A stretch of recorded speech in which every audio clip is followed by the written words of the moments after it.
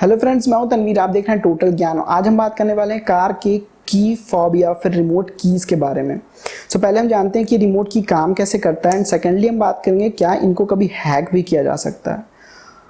पहले हम जानते हैं इनके काम करने का तरीका।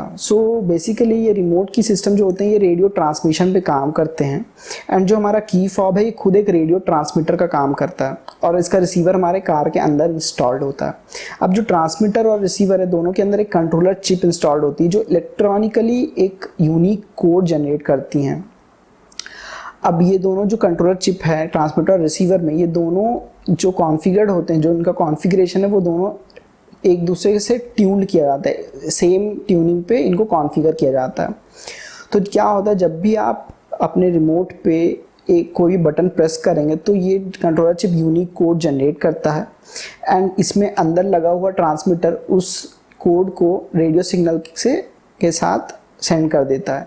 अगर आपकी गाड़ी रेंज में, ट्रांसमीटर के रेंज में खड़ी है तो वो रिसीवर उस कोड को रिसीव करता है, चेक करता है कि जो इनकमिंग यूनिक कोड है वो सेम यूनिक कोड है जो रिसीवर एक्सपेक्ट कर रहा है। अगर वो कोड मैच हो जाता है तो जो भी आप एक्शन सेंड किए हैं, लॉक या अनलॉक का, वो वहाँ रिसीवर परफॉर्म कर देगा आपकी गाड़ी के ऊपर। लेकिन इन केस अगर वो यूनिक कोड मैच नहीं होता है जो रिसीवर एक्सपेक्ट कर रहा है तो कोई भी एक्शन परफॉर्म नहीं होता आपकी गाड़ी पे। अब एक सिनारियो होता है जहाँ पे आपकी गाड़ी आपके रिमोट के रेंज में नहीं है और फिर भी अगर आप कोई बटन प्रेस करेंगे तो रिमोट का लगा हुआ कंट्रोलर चिप एक यूनिक कोड फिर भी जनरेट करेगा और ट्रांसमीटर उस कोड को रेडियो सिग्नल से सेंड कर देगा। बट बिकॉज आपकी गाड़ी रेंज में नहीं है वो unique code kind of waste हो जाता है। और इससे क्या होता है, आपका जो कंट्रोलर चिप रिमोट के अंदर है और जो कंट्रोलर चिप आपके रिसीवर में लगा है गाड़ी में, वो दोनों के बीच का सिंक्रोनाइजेशन खत्म हो जाता है। तो सही सपोज कैसे होता है, मैं आपको एग्जांपल देता हूँ। अगर सही सपोज यहाँ पे यूनिक कोड ए जनरेट हुआ फर्स्ट टाइम एंड आपकी गाड़ी रेंज में थी तो वहाँ पे रिसीवर भी कोड ए एक्सपेक्ट कर रहा था, तो उसको ए कोड मिलता है। जब आप बटन प्रेस करते हैं तो वो एक्शन परफॉर्म कर देता है, आपकी गाड़ी अनलॉक लॉक जो भी आप कर रहे हैं वो कर देगा। बट इन केस अगर आपकी गाड़ी रेंज में नहीं है और आप फिर भी ये बटन को दबाए तो नेक्स्ट कोड बी अगर उसके लिस्ट में जनरेट होता है तो वो बी कोड सेंड करेगा और आपकी गाड़ी बी एक्सपेक्ट कर रही है लेकिन आपकी गाड़ी बिकॉज रेंज में नहीं है तो वो बी कोड वेस्ट हो जाता है। तो जब नेक्स्ट टाइम आप अपनी गाड़ी के रेंज में आएंगे और आप बटन प्रेस करेंगे तो चांसेस हैं कि ये नया कोड जनरेट करेगा, राइट। तो सी में भी नया कोड जनरेट करता है बट आपकी गाड़ी still expecting a B code. तो क्या होगा उस केस में, ये चीज़ फेल हो जानी चाहिए, राइट। आपकी गाड़ी अनलॉक या लॉक जो भी आप कर रहे हैं वो नहीं होनी चाहिए, लेकिन वो एक्शन परफॉर्म करती है। क्यों? बिकॉज जो रिसीवर होता है वो इस तरह कॉन्फ़िगर्ड होता है कि वो अपने जो यूनिक कोड जो जनरेट होने वाले होते हैं उनमें 256 यूनिक कोड तक में सर्च करता है। जो भी कोड रिसीवर रिसीव करता है ट्रांसमीटर से, उस कोड को वैलिडेट करता है नेक्स्ट 256 कोड से। अगर उनमें से किसी से भी वो मैच कर गया तो वो एक्शन परफॉर्म कर देता है। इसलिए जब भी आप सी भेज रहे हैं तो रिसीवर एक्चुअली बी एक्सपेक्ट कर रहा था लेकिन उसको नेक्स्ट कोड जो है उस लिस्ट में उससे ये कोड मैच होता नजर आता है, तो इसलिए वो आपका एक्शन परफॉर्म कर देता है। इस तरह से आपका क्या होता है, जो वापस से कंट्रोलर चिप ट्रांसमीटर और रिसीवर का सिंक हो जाता है एक दूसरे से। तो ये हो गया आपके रिमोट कीज के काम करने का तरीका। अब बात करते हैं क्या ये कभी हैक हो सकते हैं।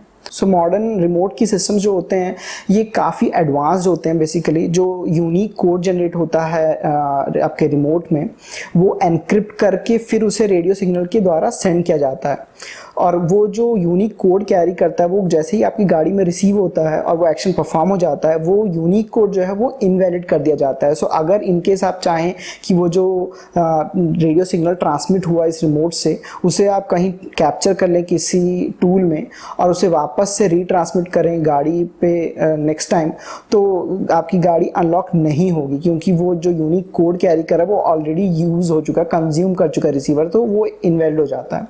सेकेंडली अगर आप चाहें कि आप जो इनकमिंग रेडियो सिग्नल है जो ट्रांसमीटर से निकल रहा है अगर आप वो कैप्चर करके ट्राई करें गेस करने का कि कौन सा नेक्स्ट यूनिक कोड जनरेट कर सकता है आपका ट्रांसमीटर, तो वो भी काफ़ी टफ है क्योंकि जो कंट्रोलर चिप होते हैं वो एक रैंडम नंबर जनरेटर फंक्शन पे काम करते हैं जो कि काफ़ी कॉम्प्लेक्स रैंडम नंबर जनरेट करते हैं, यूनिक कोड जो होते हैं, तो उनको गेस कर पाना काफ़ी टफ है बेसिकली। किया जा सकता है बट उसके लिए काफ़ी एडवांस सिस्टम आपको चाहिए होगा उसको गेस करने के लिए।